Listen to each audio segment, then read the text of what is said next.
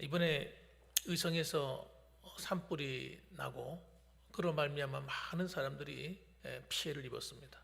의성뿐만 아니라 안동으로 또 그 불길이 퍼져나가고 또 통이 쪽까지 퍼져나가서 영도까지 피해를 입었습니다. 정말 정말 안타까운 일이에요. 그래가지고 집이 다 불타버리고 산도 어마어마하게 많이 불타버렸습니다. 이런 다시 그 나무들을 키우려고 그러면 또 얼마나 또 세월을 보내야 됩니까? 그리고 그 산짐승들도 아마 많은 피해를 입었을 거라 생각됩니다. 그리고 또 교회들도 많이 불탔어요. 교회들이 불타고 전소가 되고, 그런데 사실은 그렇게 피해를 입고 나면 다시 돌려받을 수 있는 어떤 방법이 없습니다. 방법이 없어요. 나라에서 도와주는 것도 한계가 있어요. 그래서 우리가 지금 우리 사실 군인은 그렇게 피해를 많이 입지 않았습니다만 이 가까이 있는 의성을 좀 많이 도와야 되겠다. 그래서 우리 경신노회에서도 이번 노회할 때 이것을 어떻게 할까 고민하는 가운데 우리 임원들한테 이름해가지고 임원들이 이 일을 갖다가 구체적으로 할 수 있도록 방안을 짜라, 그렇게 명령이 떨어졌어요. 그래서 2주 전에 부랴부랴 해서 급한 대로 우리 노회에 있는 기금을 조금 모아가지고 우선 먼저 전달을 하고, 그 다음에 이제 마지막 주에 또 전 교회가 다 모여서 또 헌금을 해서 또 이런 피해자들 좀 도와야 되겠다. 우리 돈다 해도 많은 돈을 낼 수는 없잖아요. 우리도 형편이 어렵다 보니까. 그렇지만 적은 힘이지만 모이면 힘이 됩니다. 그래서 지난번에도 의성에서 부활절 예배 때 전달식을 가져서 전달했고, 또 그것들은 이제 먼저 1차적으로 우리 교회에서 헌금한 돈들은 어려운 교회부터 먼저 돕기로 했습니다. 그래서 교회가 너무 어려우니까 교회를 불탄 교회들을 도와서 또 지원하고, 또 남는 돈들은 또 피해 입은 사람들을 돕고, 이렇게 지금 현재 진행을 하고 있습니다. 그리고 이번에도 이렇게 여러분들이 동참해 주시는데 오늘 오후까지 하겠습니다. 오후까지. 혹시 하고 싶은데 깜빡 잊어버리고 못 하신 분들이 계시면 오늘 오후 예배 때에도 하시면 좋겠습니다. 하나님께서는 우리에게 복을 주는 축복된 삶의 길을 여시는 하나님이세요. 따라합시다. 하나님은 복을 주신 하나님이시다. 예, 복을 주십니다. 근데 복을 주시는데 복을 주는 통로가 다 달라요. 복을 주시는 통로가 있습니다. 복 받는 길을 알고 살아야 돼요, 우리가. 그 중에 하나가 뭐냐면 바로 어려운 사람을 돕는 거예요. 이걸 구제헌금이라 이렇게 말하는데, 이 구제헌금을 사실 초대교회도 상당히 많이 했어요. 그래서 빌립보 교회 같은 교회들도 예루살렘의 교회가 모태교회인데 가뭄이 오고 참 교회가 너무 어려울 때 흩어져 있던 이런 많은 이 흩어져 있던 교회들이 어려운 그때 많이 도왔습니다. 그래서 거금을 도왔어요. 그 넉넉하고 좋은 형편이었는가? 초대교회 당시에 넉넉한 교회가 어디 있어요? 전부 다 개척교회들이죠. 전부 다 어려운 교회들이에요. 그런데도 불구하고 그들이 정말 나서서 힘써 도왔습니다. 하나님이 얼마나 기뻐하셨는지 몰라요. 그래서 오늘은 이 구제하는 자가 받는, 구제하는 자의 복된 삶이라는 제목으로서 이 구제 속에 들어있는 하나님의 뜻을 한번 살펴보았으면 좋겠습니다. 첫째, 이 구제는 여러분 하나님이 우리에게 명령하신 명령이고 하나님의 뜻입니다. 그래서 이건 구약 시대부터 하나님이 무조건 하도록 만들어 놓으셨어요. 그래서 신명기 10장 18절 보면 고아와 가부를 위하여 정의를 행하시며 나그네를 사랑하며 그에게 떡과 옷을 주시나니, 이렇게 나와 있어요. 하나님은 어떤 분이시냐고요? 고아와 가부를 위하여 정의를 행하신다. 고아와 가부를 귀중하게 여기시는 거예요. 구약 시대에 가장 약한 자가 누구냐? 고아와 가부입니다. 노동력이 없는 거예요. 일을 할 수 있는 환경이 아닙니다. 주로 남자들이 주로 나가서 일을 하고 하니까 이 여자들은 할 수 있는 게 없어요. 기껏 할 수 있는 게 뭐냐면 추수 때 나가가지고 이삭 줍는 거예요. 이삭 줍는 거. 다 추수하고 나면 떨어져 남아 있는 이삭들 주워다가 그거 모아서 밥 해 먹고. 그런데 그런 약자의 하나님이다 이렇게 말씀하셨어요. 또 나그네를 사랑해요. 하나님께서. 나그네가 누굽니까? 떠도는 사람들, 집이 없는 사람들 말하는 겁니다. 여기서 여행 다니는 나그네를 말하는 것이 아닙니다. 집이 없고 정처 없이 떠도는 불쌍한 사람들, 이런 사람들을 하나님이 긍휼히 여기시고 관심을 가지고 계셨단 말이에요. 그래서 하나님은 그런 사람들을 도우라고 늘 말씀하셨어요. 시편 68편 5절에도 보면 그의 거룩한 처소에 계신 하나님은 고아의 아버지시며 과부의 재판장이시라. 하나님이 고아의 아버지시고 과부의 재판장이래요. 그러니까 하나님은요, 약하고 소외된 자를 긍휼히 여기시고 그런 자를 돕기를 원하시고 또 실제로 도우라고 말씀하시는 거예요. 그래서 우리가 왜 해야 되느냐? 우리가 하나님의 사랑을 입었기 때문입니다. 요한 1서 4장 11절 말씀 보면 사랑하는 자들아 하나님이 이같이 우리를 사랑하셨은즉 우리가 서로 사랑하는 것이 마땅하도다. 사랑은 여러분 받기만 하는 사람들은 진짜 사랑을 의미를 모르는 겁니다. 사랑을 받을 줄도 알아야 되지만 나눌 줄도 알아야 되는 거죠. 그러니까 주고받는 거예요 사실은. 그래서 이걸 갖다가 말씀하시는데, 그래서 우리 믿음이 있는 성도들은요 이것을 잘 기억해야 됩니다. 야고보서 2장 15절 말씀 보면 만일 형제나 자매가 헐벗고 일용할 양식이 없는데 너희 중에 누구든지 그에게 이르되 평안히 가라 더웁게 하라 배부르게 하라 하며 그 몸에 쓸 것을 주지 아니하면 무슨 유익이 있으리요. 이같이 행함이 없는 믿음은 그 자체가 죽은 것이다. 주님께서는 그렇게 말씀했습니다. 야고보서를 통해서. 그러니까 여러분 말로 그냥 야 좀 열심히 잘 좀 살아야지, 힘내, 화이팅, 이게 무슨 소용이 있어요. 지금 집이 다 불타고 났는데 좀 도와줘야지요. 그래서 여러분 말로만 하는 사랑이 아니라 행동하는 사랑이 필요하다 이거예요. 예, 그래서 그 몸에 쓸 것을 주지 않으면 무슨 유익이 있겠느냐 이렇게 말씀하는 겁니다. 교회는 여러분 그래서 사실상 우리 교회가 이름은 드러내지 않지만 사실 교회가 우리 대한민국 사회 속에서 선한 일을 참 많이 하긴 하고 있습니다. 그렇게 하는 건 왜 합니까? 하나님이 기뻐하시는 뜻이기 때문에 그런 거예요. 그래서 여러분 우리는 말로만 힘내세요가 아니라 먹을 것을 주면서 힘을 내라고 말해야 되고 부족한 것을 도와주면서 힘을 내라고 말해야 되는 것입니다. 그것이 하나님의 뜻이라 이 말이에요. 그 다음 두 번째로 기억해야 될 것은 굳이 하는 것은 여러분 놀랍게도 따라합시다. 하나님께 드리는 것이다. 와, 놀라운 말을 하는 거예요. 잠언서 19장 17절 말씀 앞부분에 뭐라고 말합니까? 가난한 자를 불쌍히 여기는 것은 여호와께 구워드리는 것이니. 구워드리는 거예요. 하나님께 빚지게 하는 거라는 거예요. 여러분 이 복을 받는 사람들은요 이 비밀을 압니다. 이 비밀을 알아요. 하나님의 축복이 있고 하나님 참 부요함을 누리는 길을 아는 사람은요 이 비밀을 아는 거예요. 자신의 돈이 아깝지 않은 사람이 어디 있겠어요? 그런 사람 한번 손 들어보세요. 난 돈이 많기 때문에 돈이 이 정도 정말 100만 원 200만 원 아무것도 아니고 1000만 원 아무것도 아닙니다. 여러분 놀랍게도 부자일수록 여러분 돈을 더 아깝게 여깁니다. 부자가 그냥 부자가 된 게 아니에요. 그러니까 얼마나 깍쟁이 같이 우는지 몰라요. 예? 그걸 나쁘다고 할 수 있겠습니까? 나쁘다고 할 수는 없어요. 그런데 여러분 그런 부자가 영원한 부자가 되지 않더라는 거예요. 그렇게 살아가는 사람들은. 그래서 여러분 미국이나 이런 진짜 잘 사는 부자들은요 뭐 하는 줄 아세요? 도네이션을 할 줄 알아요. 도네이션이 뭐냐면요 어려운 사람을 돕는데 돈을 내놓는 거예요. 그 돈을 내놓을 때는요 그냥 100만 원 200만 원 이렇게 내놓지 않습니다. 1억 2억 10억 이렇게 내놓습니다. 정말 어려움이 있을 때는 학교에 더 돈이 필요하다. 그럼 그 학교에다가 막 10억씩 내놓는 거예요. 도네이션. 구제할 줄 안단 말이에요.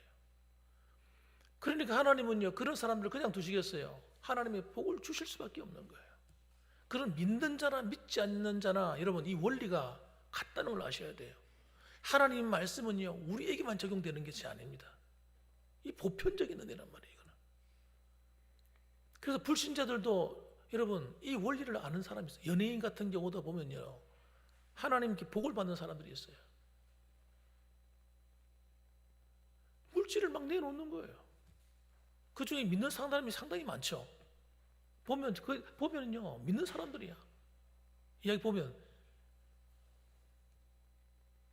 그렇게 물질을 아깝지 않은 사람이 없지만은 하나님께 순종해서 내놓을 때 하나님께 빚을 지게 하는 것이기 때문에 그 복을 여러분 또 받는 거예요. 돌려받는 거예요. 꾸어드린다, 이 표현이 얼마나 놀랍습니까? 하나님께 빚을 지게 만든다는 거예요. 하나님께서 갚아야 되는 거예요, 우리한테. 하나님이 우리한테 갚을 때는요, 그냥 조금 있는, 그냥 네 100만 원 나한테 수고해서 나눠줬지? 내 100만 원 갚으마. 하나님 절대 이렇게 안 갚습니다. 하나님은 갚을 때는요, 플러스 알파예요. 알파. 얼마나 더 주실지 몰라. 이것이 여러분 축복의 비밀입니다. 여러분, 마태복음 25장 40절 말씀 보면 임금이 대답하여 이르시되 내가 진실로 너에게 이르노니 너희가 여기 내 형제 중에 지극히 작은 자 하나에게 한 것이 곧 내게 한 것이니라. 여러분, 우리 주변에 연약한 자, 지극히 작은 자 한 사람, 아무도 신경 쓰지 않는 사람, 그런 사람에게 내가 수고하고 도움을 줬는데 알고 보니 뭐라고 해요? 나한테 한 거야. 나한테 한 거. 실제로 그런 말씀 하셨잖아요. 우리가 언제 주님이 헐벗을 때 먹이고 돕고 감옥에 갔을 때 감옥을 돌아봐 줬고 우리가 언제 예수님을 섬겼습니까? 그러니까 주님 하시는 말씀이 이거예요. 너희가 내 형제 중에 지극히 작은 한 사람한테 한 것이 바로 나한테 한 것이다. 여러분이 지금까지 그렇게 살아오셨다면 여러분 누구한테 한 거예요? 주님께 한 겁니다. 그래서 여러분 하나님이 갚아주시는 거예요. 하나님이 갚아주신 17절 하반절 보세요.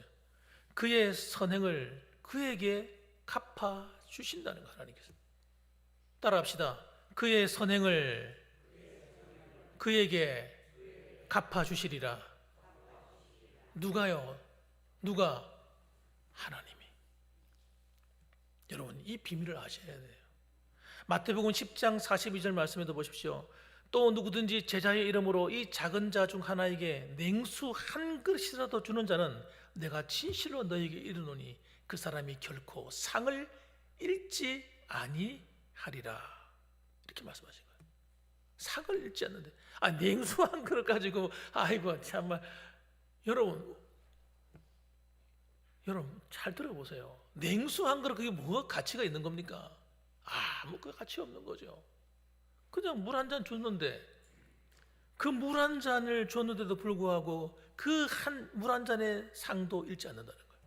그러면요 나머지는요 하나님이 얼마나 기뻐하시겠습니까? 하찮아 보이는 작은 선행도 하나님은 잊지 않으시는 겁니다. 하나님은 늘 기억하고 계신 거예요. 여러분이 지금까지 행한 모든 구제도 여러분 하나님이 잊지 않으시는 거예요. 그러니까 여러분 구제할 때는 어떻게 해야 돼요? 아깝다고 생각하고 하시면 안 돼요. 아까운 게 아닙니다. 내가 돈 손해봤네 이러면 구제 못하는 거예요. 못 돕는 거예요. 내게는 손실이고 손해가 되는 것처럼 보이지만 하나님이 그것을 손실로 끝나도록 하지 않으시겠다는 것이 하나님의 뜻이란 말이에요. 왜 그렇습니까? 하나님의 손길이 되어서 하나님의 도구로 우리를 쓰시기 위해서 더 선한 일을 하게 하시기 위해서 하나님께서 갚아주실 수밖에 없는 겁니다. 그래서 여러분 이 비밀을 아는 사람은요 기회가 생기면 놓치지 않는 거예요. 경험을 해봤거든. 내가 진짜 어려운 형편인데 돈이 없는데 그 없는 데서도 쪼개가지고 어려운 사람을 도왔어요. 교회를 섬겼어요. 선교사님을 도왔어요. 목회자를 도왔어요. 신학생을 도왔어요. 여러분, 그랬는데 여러분, 하나님이 갚아주시는 경험을 하는 거예요. 여러분, 그 경험이 있으니까 또 하게 되는 거예요. 또 하게 되는 거예요. 왜 물질의 축복이 어떻게 내 삶에 찾아오는지를 알았기 때문입니다. 알았기 때문에. 그래서 과도히 아낀다고 내 것이 되는 것이 절대 아닙니다, 여러분. 잠언서 11장 24절 보면요, 흩어 구제하여도 더욱 부하게 되는 일이 있나니. 아니, 흩어서 자꾸 구제하는데 내가 무슨 돈이 있어요? 없는데도 불구하고 흩어서 구제하는 거예요. 그런데 희한한 일이 일어나는 거예요. 이상하다. 내가 정말 어려울 때가 되면 하나님이 도와주시는 손길을 느끼는 거예요.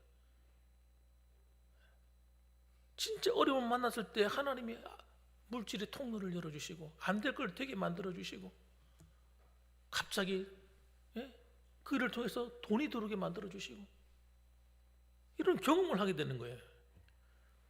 그래서 흩어 구제하여도 더욱 부하게 되는 일이 있나니 과도히 아껴도 가난하게 될 뿐이니라. 어떤 사람은 과도히 아껴가지고 다 돈을 모아놓았어. 그런데 갑자기 사고가 뻥 터지더니 모아놓은 돈이 어디 갔지? 틀림없이 내가 돈을 많이 저축해놨는데 그 돈이 사건 하나가 탁 터지고 나니까요, 어디 갔는지 없는 거야. 아이들이 사고를 치고 건강에 문제가 생기고 갑자기 하는 일에 잘 안 되고 돈이 어디로 갔는지 없어. 연기처럼. 여러분, 이 축복의 비밀을 여러분 꼭 배우셔야 됩니다. 이걸 알고 나면요, 하나님께 11조 하는 게 아까운 게 아니에요. 아깝지가 않습니다. 이 비밀을 알게 되면. 그래서 구제하는 자가 누리는 복이 뭔가 세 번째 꼭 기억하고 돌아가셔야 돼요. 첫 번째는 하나님 주시는 축복이, 첫 번째가 물질의 축복으로 갚아줍니다. 물질의 축복. 잠언서 11장 25절 보면 구제를 좋아하는 자는 풍족하여질 것이요. 진짜 우스운, 지금 말도 안 되는 이야기처럼 들리잖아요. 아니, 구제를 좋아하면 어떻게 돼요? 자꾸 나눠줘야 되는데? 그러면 돈이 없어지는데? 그런데 풍족해지는 거예요. 이상한 거죠. 이상해. 정말 이상합니다. 하나님이 돈이 생기도록 자꾸 만드시는데 이걸 내가 어떻게 설명을 해야 되지? 틀림없이 나는 가난하고 형편이 어려워요. 어려운데 이상하게 하나님의 마음을 감동을 주셔서 일을 하게 만들면 그 일이 나한테 플러스가 돼서 좋은 결과로 돌아오는 거예요. 정말 이상하네. 그래서 남을 윤택하고 남을 잘 되게 하는 자가요, 내가 손해보잖아요. 손해보는 것 같은데 그 사람이 나한테 갚아주지 못하잖아요. 그런데 하나님이 갚는 거예요. 하나님이 갚는 거예요. 이걸 경험을 하는 거예요. 그래서 남을 윤택하게 하는 자는 자기도 윤택하여 지리라. 구제하고 남을 돕고 섬기고 교회를 위해서 봉사하고 헌금하는 사람들이요, 손해가 아니라니까. 나중에 시간이 다 지나고 나면요, 하나님께서 자녀들을 보호해 주셔가지고 아이들이 문제 없이 다 잘 되도록 만들어 주시고, 아이들한테 문제가 생겨보세요. 부모가 아무리 돈이 많아도 소용이 없어요. 다 새 나가는 거예요. 얘 아이한테 돈 줘야 되고 쟤한테 돈 줘야 되고.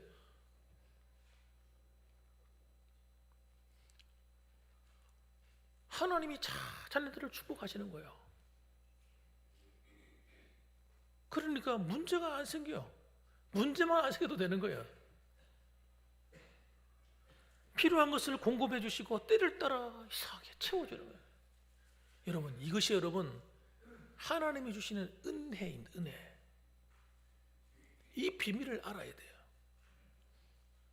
교회를 위해서 이런 성구를 하나님께 드리고 하나님을 섬기고 이런 것들이 낭비가 아니란 말이에요. 어떤 사람은요, 돌아서 가지고 헌금한 거 계산합니다. 내가 얼마 했지. 그리고 계산하면요, 계산해가지고는요 못 살아요. 안 돼. 계산해가지고 뭐 될 게 없어. 아무것도 못해. 계산하면 여러분. 믿음으로 하는 거지. 그래서 여러분, 헌신과 수고와 이런 구제는요, 믿음으로 하는 거지 이걸 계산해서 하는 게 아닙니다. 사랑을 누가 계산을 합니까? 사랑은 계산으로 되는 문제가 아니에요.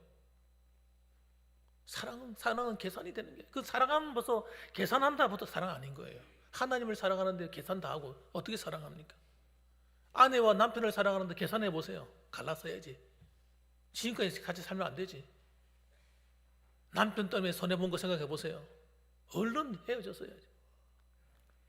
아내 때문에, 자녀 때문에 호적에서 파내야지. 자녀들 부모한테 애 먹인 거 생각하면, 사랑은 그런 게 아니지 않습니까?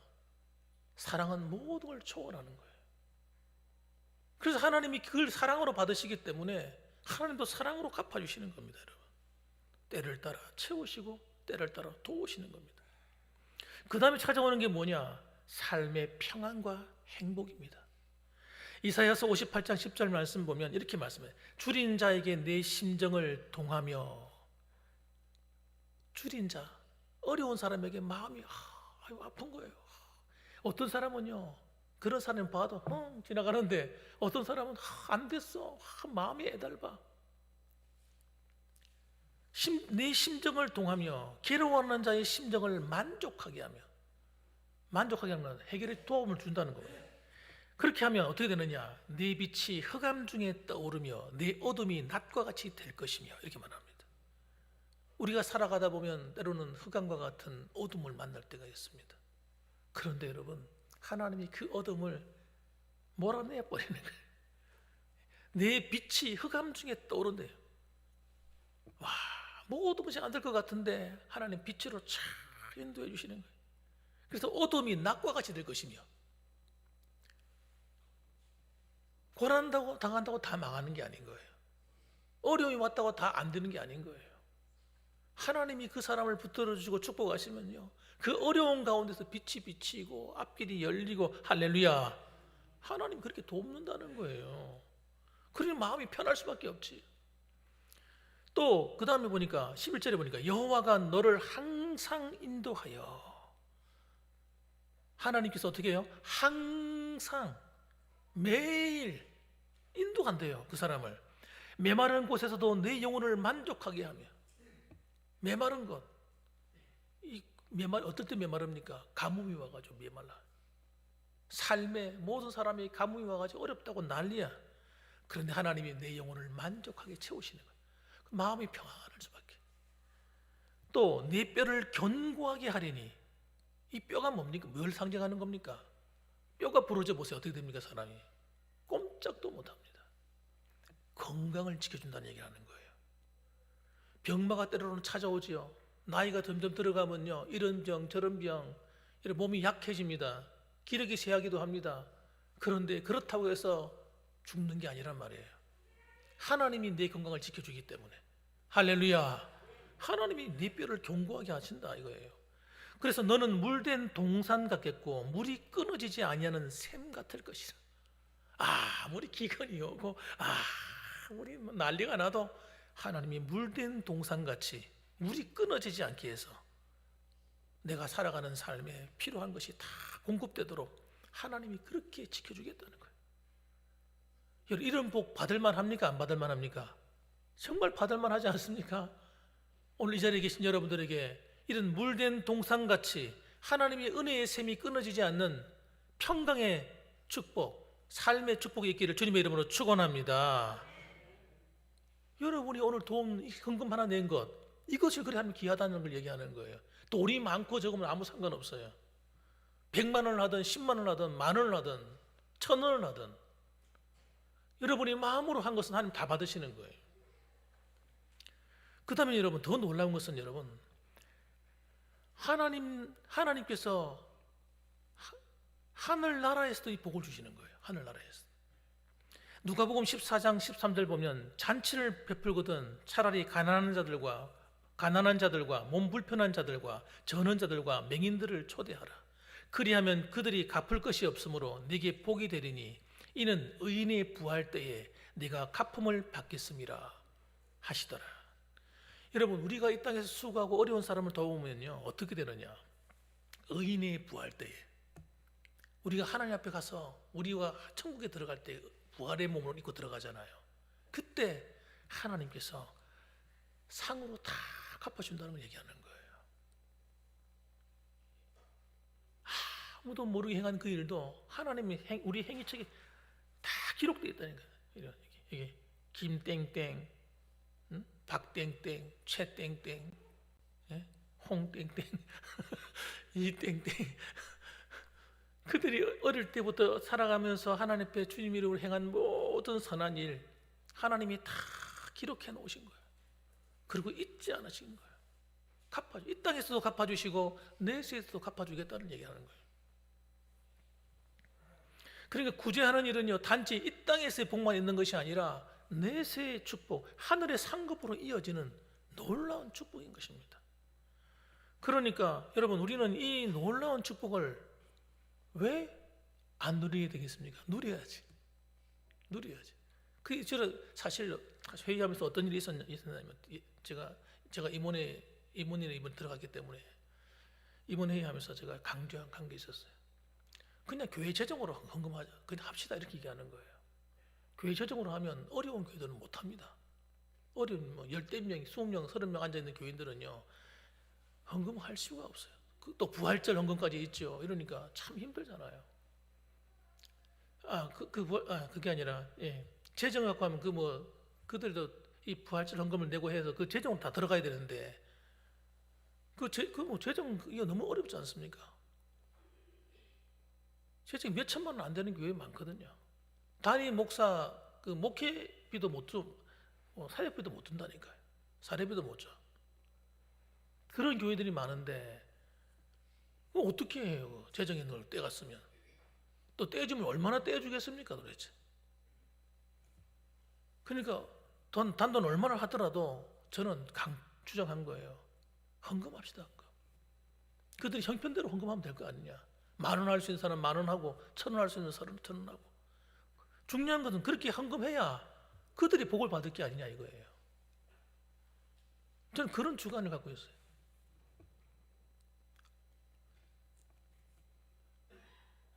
이렇게 놀라운 축복이 약속되어 있는 건데. 그래서 여러분 이번에 헌금하기로 한 겁니다. 힘들긴 하지만 사랑하는 성도 여러분, 저는 여러분들이 동참해 주셔서 너무나 감사드립니다. 하나님께서 여러분에게 갚아주시기를 주님의 이름으로 축원합니다. 그래서 여러분 하나님이 주시는 이 축복의 비밀을 알아셔서 이 축복을 여러분 마음껏 받으면서 하셔야 됩니다. 그래서 하나님 앞에 정말 이 땅을 살아가면서도 하나님이 주시는 위로를 받으셔야 돼요. 우리는 세상의 위로받고 살 수 없는 사람들입니다. 세상의 것은요 아무리 채워도 갈급한 거예요. 만족이 안 돼요. 세상의 즐거움, 세상의 쾌락, 세상의 것들은요 내게 만족을 주지 않습니다. 하나님의 은혜가 임해야 만족이 되고 하나님의 손길이 닿아야 만족이 되고 할렐루야. 그렇게 살아야죠 우리는.